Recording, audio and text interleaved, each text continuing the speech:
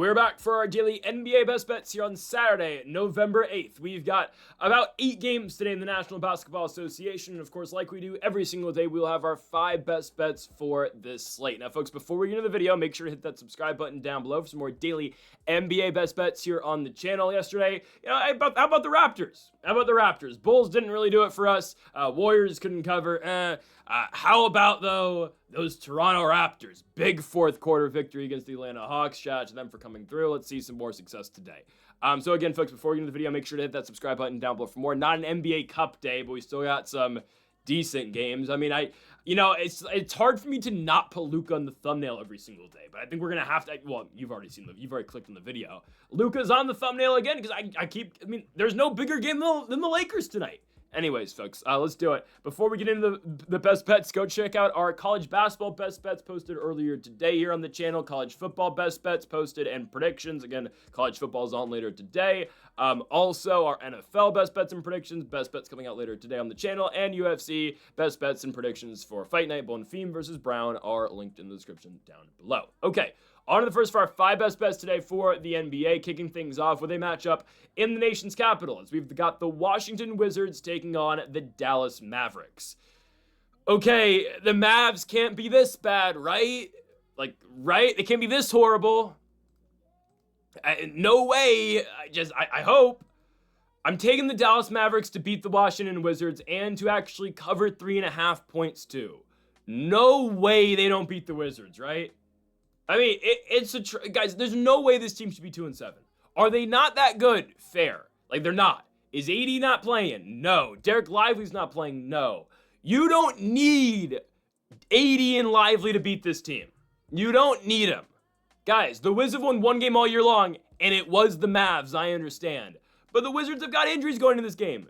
Probably no Keyshawn George. He was sick yesterday, so didn't play. I doubt he's going to play today. Bilal Coulibaly still out. Guys, if Alex Sarr might go out here and just dominate the Mavs. But no, Gadford needs to play well, right? Gadford needs to play well. The Mavs need to keep his trade stock up. So, I think the Mavs have to win this game.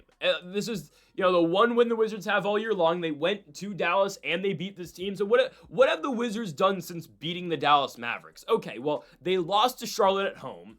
That's, fool me once, whatever. But I did pick the Wizards to beat the Hornets earlier in the year. I thought, you know what? They're coming off a Mavs victory. Keyshawn George are up 34-11. Maybe this team's not bad. They then proceeded to lose to the Charlotte Hornets at home by 30 points.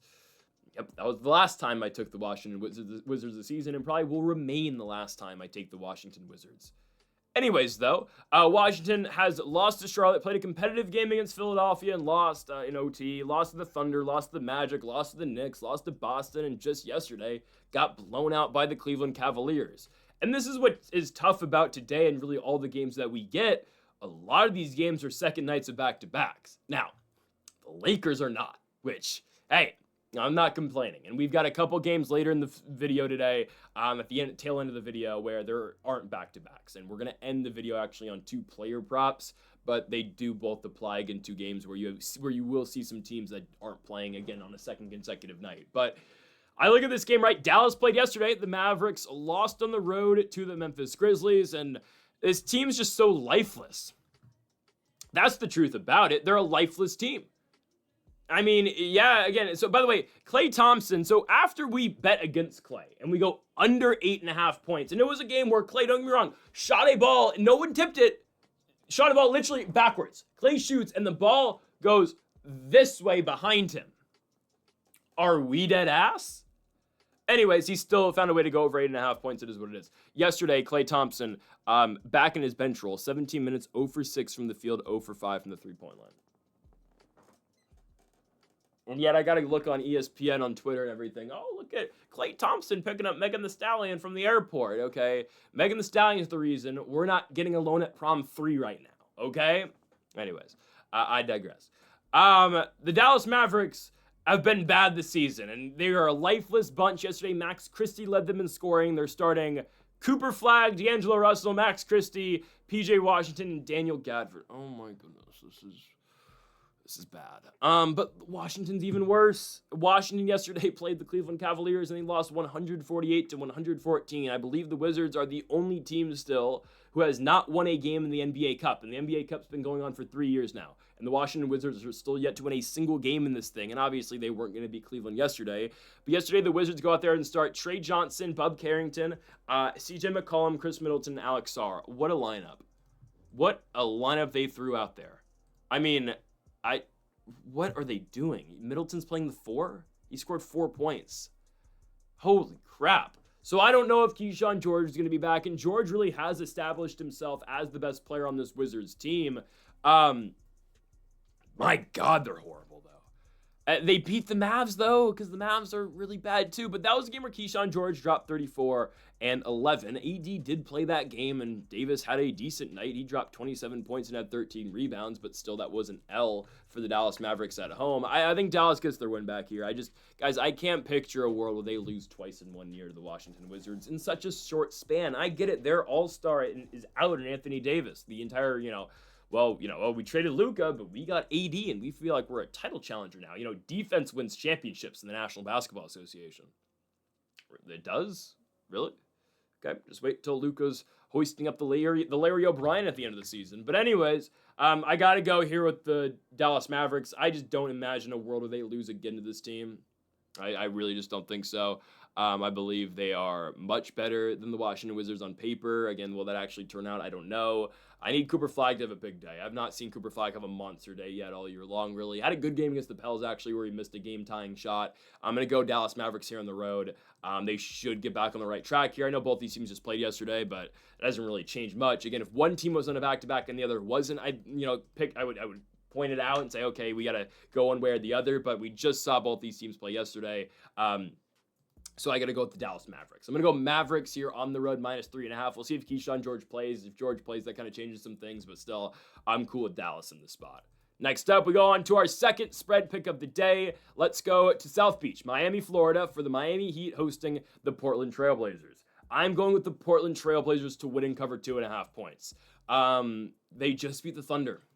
But really the biggest reason why we're doing this is because the Heat played yesterday. Now, every single NBA Cup game yesterday was decided by double digits, which is actually absurd, right? The closest game all day, I think, yesterday was that game we had with the Toronto Raptors. In all fairness, again, that was a very competitive game through 3 3/4 quarters. At the end, obviously, Toronto just pulled away to ultimately win the game by 12 points. But yes, that was a very competitive game.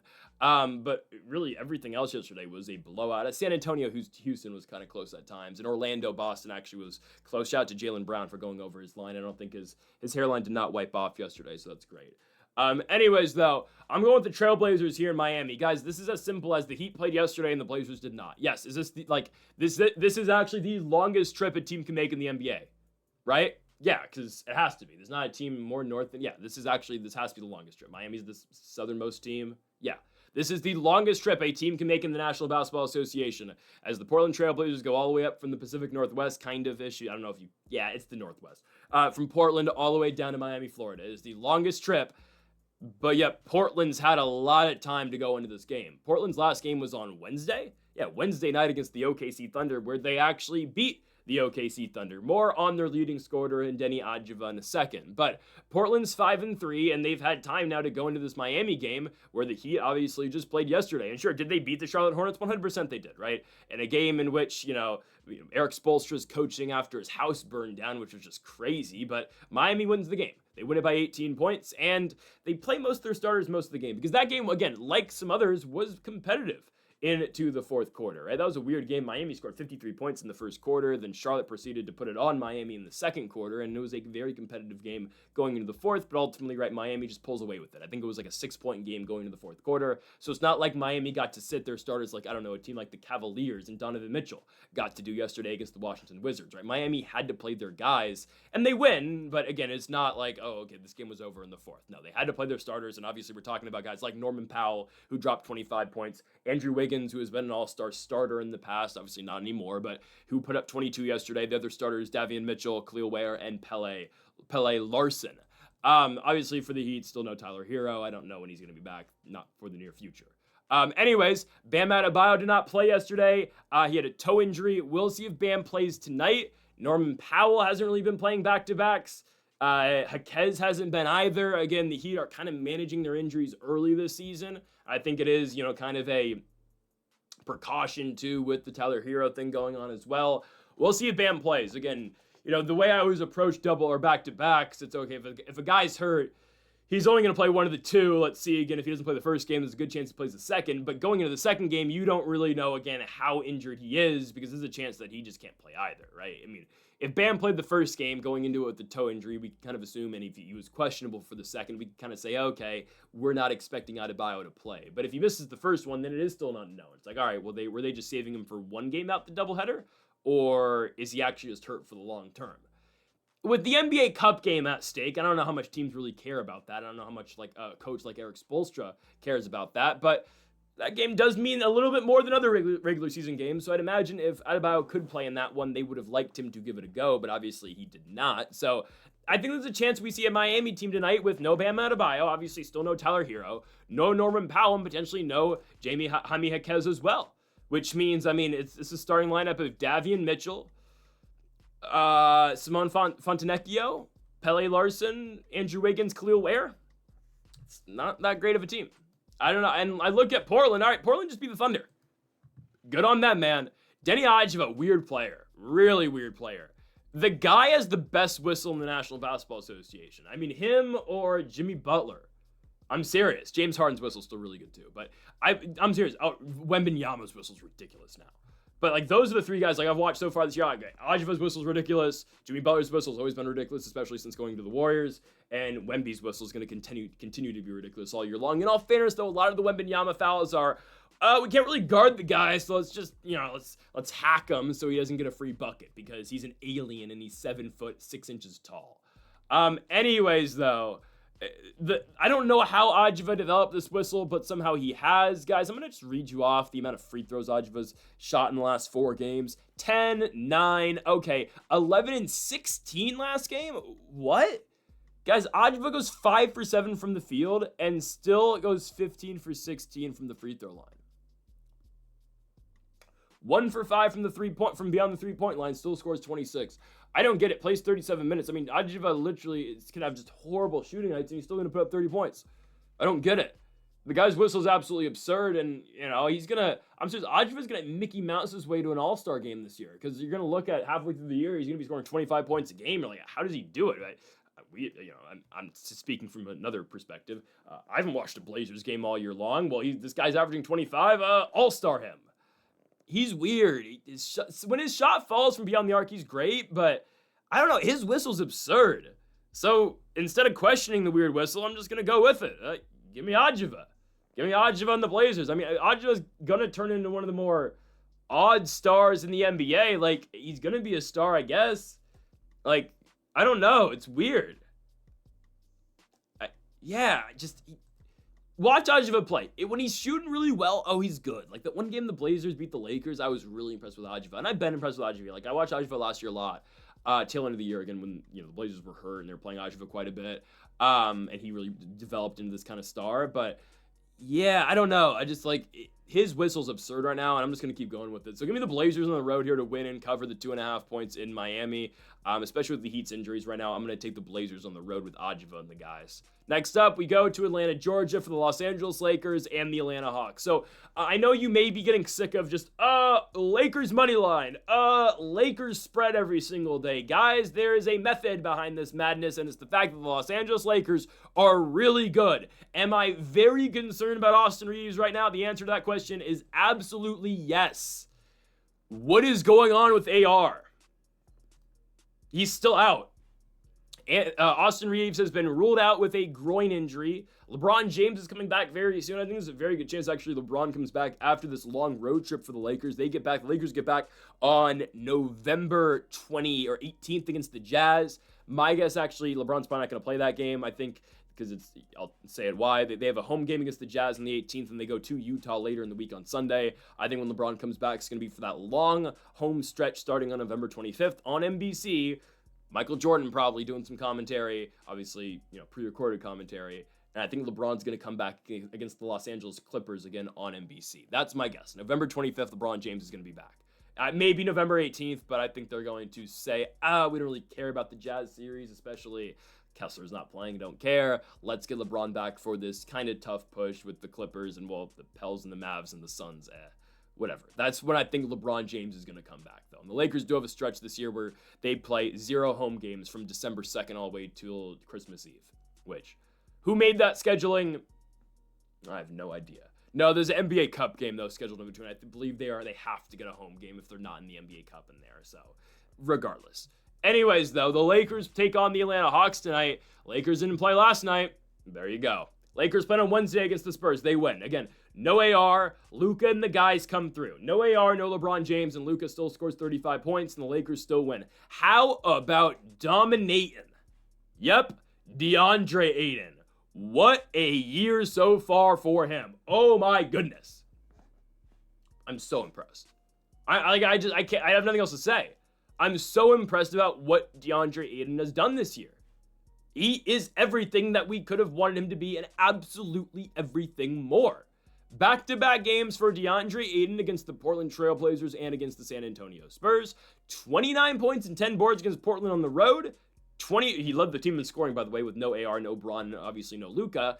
22 and 10 for the Lakers against the Spurs. And Ayton held his own against Victor Wembanyama. The alien, yes. Ayton held his own, and Ayton actually won the matchup against Wembanyama, which is absurd. Nobody beats down on Wembanyama except for dominating. Oh my goodness. DeAndre Ayton, man, what a guy. He's been playing phenomenally, man. I'm so happy because now we have a legitimate center. I don't know how the Hawks are going to win this game. Second night of a back-to-back. You played your guys big yesterday. You thought you had that game against Toronto. You go into the fourth quarter up fairly big. No, you're up like 5 points. Regardless, you were winning most of that third quarter. The Raptors make a late push in the third, make it a competitive game going into the fourth, and obviously the Raptors win the game outright, right? I was really getting scared early as the Hawks were just, constantly up by 10 in that game. But that's what happens when Atlanta doesn't have a guy like Trae Young on the court. Again, I mean, I think Trae's seriously just that type of a game changer on the court for the Hawks. Raptors go in there, win a dogfight, and win that big game in the NBA Cup. The biggest reason to this is not the Lakers are better than Atlanta. They are. I don't always love the Lakers going to the East Coast. I mean, they don't take many of these East Coast trips, and when they do, they are very long trips because the Lakers do their runs through, obviously, they go Atlanta, Charlotte, Milwaukee's in this trip, and they're going to do another one where they hit, Boston, Philly, Toronto. It's just, obviously each team really gets 3 East Coast trips a year, 4 East Coast. Well, one of them's the Midwest trip, though, with the Pacers and the Pistons. So, anyways, Milwaukee's usually in that one, but it's not this year. My point being, this is part of the Lakers' first East Coast trip of the season. Atlanta, then Charlotte, right? A Charlotte game should be no problem on Monday. This one might be a little bit of danger, but as long as Luka Doncic is on the court, I don't really care. Hawks right now are starting Dyson Daniels, Nickeil Alexander-Walker, Jalen Johnson, Zachary Rissachet, and Kristaps Porzingis. Obviously, we went over the lineup yesterday when we talked about that Hawks-Raptors game, and I assume they're going to put the Great Barrier Thief on Luka Doncic tonight because, obviously Dyson Daniels is a really good on-ball defender. I don't really care. Luka, his circus shots work on anybody. He's more than fine playmaking and getting his teammates the ball in open spaces. Again, you've seen what Dominating has done so far this season, and obviously no Reeves right now is hurting them, but like Luka said in his post-game interview after the Lakers beat the Spurs on Wednesday night, everybody else is stepping up. I'm looking at a Rui Hachimura. We're looking at a Marcus Smart, who's playing great defense, almost threw the game away, obviously, on that final play, but still, Smart's playing good ball. Jake LaRavia has been big in spots. Now about the bench unit. Jared Vanderbilt hits that big corner three, his first three-pointer made of the season, hits it. Dalton Connect, I don't know. It appears that Connect is very still checked out with the team. I know, again, the Mark Williams trade to Charlotte really messed him up mentally last season, and I understand 100% that has to be the toughest thing imaginable, but he's got to get over it, man, because he's got to get over it unless, if he doesn't, he's going to be back on the trade block immediately again. Now, maybe, honestly, for Connect, that might be the best thing that could happen to him, just a complete new change of scenery, but as someone who wants to believe in Connect, I think we need to, get him back on track. And obviously, the bench minutes for him, I don't know. Bronny's been a lot better off the bench than Connect has, and obviously Nick Smith had his big day in Portland. But I'm taking the Lakers here to beat the Atlanta Hawks. I like this spot a lot. Again, Atlanta played yesterday. The Lakers did not. And sure, no Austin Reeves, but this is the same lineup the Lakers rolled into for that San Antonio game. And obviously, it's not like the Spurs are pretenders. They just went out, and they've played a bad schedule, kind of, but they just went out yesterday and beat the Houston Rockets. So I like the Lakers quite a bit in this spot. They've been dominant this year, and I just don't bet against Luka Doncic right now. So give me Luka on the Lakers, minus 3.5 on the road in Atlanta against the Atlanta Hawks. On to our fourth best bet of the video. It is the first of our 2 back-to-back player props to end the night. Let's start off with Tim Hardaway Jr.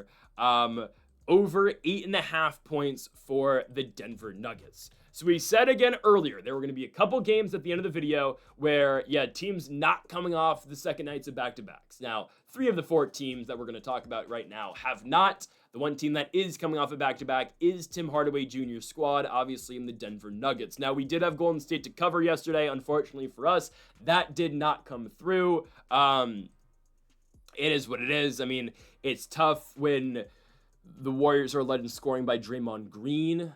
Jimmy did play, but Butler was not the biggest contributor yesterday for the Golden State Warriors, so it is what it is. Again, Warriors lost the game. That sucks. They did not cover it all. They lost by 25 points. Okay.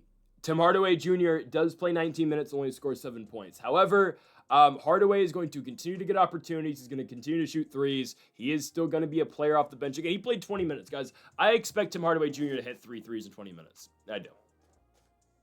That's honestly as simple as this gets. Can Tim Hardaway Jr. hit 3 threes? And sure, again, there are going to be other shots that I guess he can hit. I mean, Hardaway did knock down 2 free throws yesterday against the Golden State Warriors, so that will obviously be in play as well. But Hardaway, with the Nuggets getting him obviously from Detroit in the offseason, and Hardaway playing a very big role in the Pistons season last year, it did take, quite a bit, or at least in terms of the Nuggets obviously thought very highly of Tim Hardaway to bring him in and make him a very key piece of this bench unit. And I always thought, I don't know why, maybe I'm getting Mandela affected here.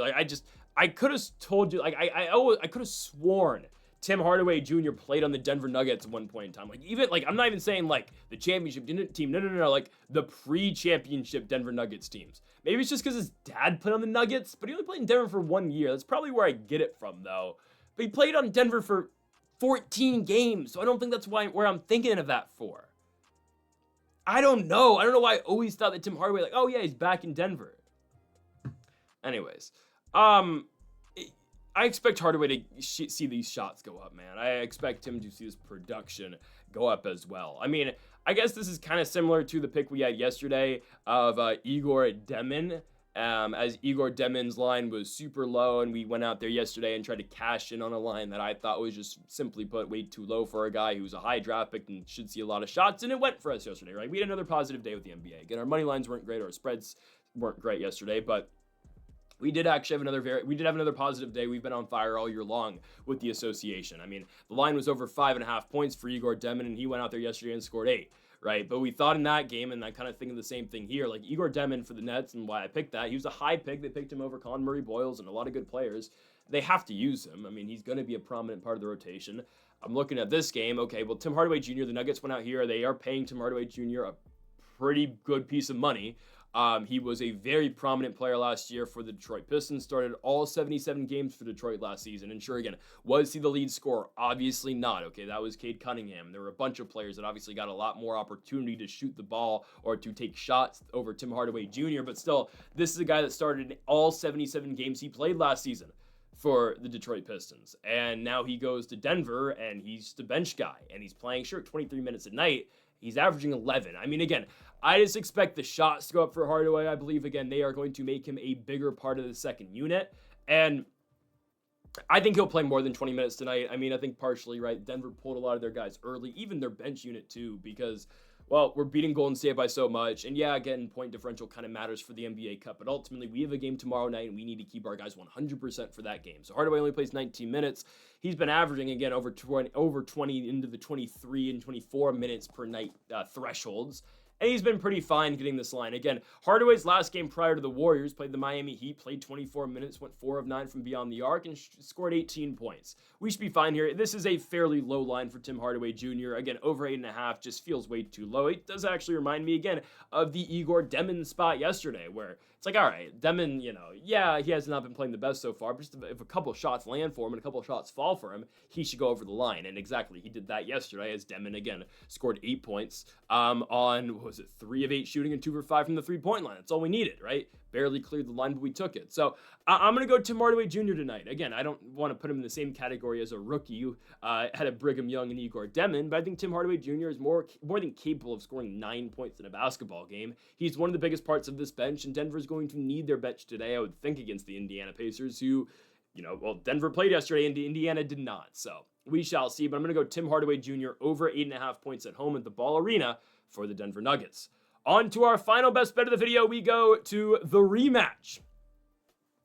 So good, you need to see it in back-to-back games. A home and a home for the Phoenix Suns and the Los Angeles Clippers. Both these teams squared off in the only NBA game on Thursday night, and we told you that the Phoenix Suns was as as close as a lock as you could possibly find, and that's exactly what happened. The Phoenix Suns went out there and beat the Kawhi-less and James Harden-less Los Angeles Clippers. Well, we're going to go with the Clippers now. Well, we're not going to take the Clippers to win. I don't really care who wins the basketball game, but it's a primetime spot on ESPN, obviously from the Intuit Dome. Suns have their guys back, right? Jalen Green made a very big impact in his first game as a Phoenix Sun. Dylan Brooks, I believe, is still out. He's actually questionable, so Brooks could play today, but the biggest thing that we're looking at today is James Harden. I don't care who wins, right? I think the Suns actually are very capable of winning this game, especially what they do shooting-wise. And you know what Jalen Green is, the biggest volume shooter in the National Basketball Association. When he's on his good and when he's having a night, boy, he's tough to stop. The team has shooters, Royce O'Neal, Gillespie, Grayson Allen. When they're on, they're on. When they're not, the Suns are bad. Same with Los Angeles, though. The Clippers, man, it's an unction. It's an old squad, right? We talked about Golden State, but really the unction in LA has been way more washed, obviously, by far than the Golden State Warriors. The Clippers are 3-5. They started 3-2, but 3 straight losses to the Miami Heat, Oklahoma City Thunder, and then on the road to the Phoenix Suns now put them at the record that they are at. But again, they lost the game in Phoenix, and why I was so confident in Phoenix winning that game was, well, no James Harden. And yeah, Kawhi is out, but, whatever. I mean, knowing Los Angeles Clippers basketball and knowing and watching Kawhi Leonard over the last couple of years, you come to expect games where Kawhi Leonard's just going to, unfortunately, have to sit out due to load management because they want to keep him healthy no matter what, eventually going into the postseason. In a game like this, though, or at least right now, still no Kawhi Leonard, and James Harden, again, was not being load managed, though. He was, I believe, his wife, girlfriend, I don't know, was having a child. So Harden's back, and that's a problem for the Suns. For James Harden, this is an easy line for us, I think. Over 31.5 PA. James Harden does average a little bit lower than this line, entails, but look at the last 2 games for James Harden. Absurd stuff. 25 points, 6 assists. That is 1 point shy, I understand, but game prior to that, 29 points, 8 assists for James Harden. A game like this, though, and why I like it so much, it's the Suns' high-pace and fast-paced games. Look at the one game that James Harden's played against the Suns so far this year. These teams have actually already played twice. They're going to play for a third time. Obviously, Harden's only participated in 1. But very similar spot. It was a blowout win for the Clippers, but in the Intuit Dome, Suns versus Chargers. Suns versus Clippers. It's a 129-102 victory for the Clippers. James Harden in 28 minutes scores 30 points and 7 assists. And why, again, is this different than, that game against the Thunder where he's 1 short. He has 25 points and 6 assists. It's different because of how quick the Suns play and how aggressive the Suns are to take those 3-point shots early in possessions. First good look for Phoenix. They're not passing up on it. If Jalen Green gets a 3-pointer he likes, he's going to take. If Royce O'Neal gets a 3 he likes, he's going to take. If Devin Booker gets a 3-pointer that he likes, he's going to take it. Grayson Allen, Colin Gillespie, they're all going to take those shots, and it just speeds up the game and gives so much more opportunity to a guy like James Harden, who, here's why I love the PA for Harden, he touches the ball every possession. He's the offense. I mean, he's everything for the Los Angeles Clippers. So everything runs through him, regardless of if Harden's scoring or someone else is scoring, the ball's going to end up in Harden's hands, and in non-blowouts, like, again, the OKC game was in the fourth quarter, that's why, again, he didn't reach this line, Harden plays 40 minutes. They expect a lot out of their 36-year-old All-Star, who again has re-entered another prime, it feels like. Obviously not the 36 points per night games prime that Harden once had, but Harden's in another, really good era of basketball right now. And when he plays 40 minutes, he easily finds this line. Last 2 games, he played 40 minutes. Heat game, 29 points, 8 assists. New Orleans game, 24 points, 14 assists. Both 38 around PA. And again, every possession goes through him. So as long as the Clippers are scoring in general, something's going to end up with Harden getting a stat. Rather it be an assist or points, James Harden should be fine. In a game like this, too, I expect to be ultra competitive. Phoenix is a 4.5-point dog in Los Angeles tonight. I think the Clippers can probably win, but who knows? I think it's more of a toss-up.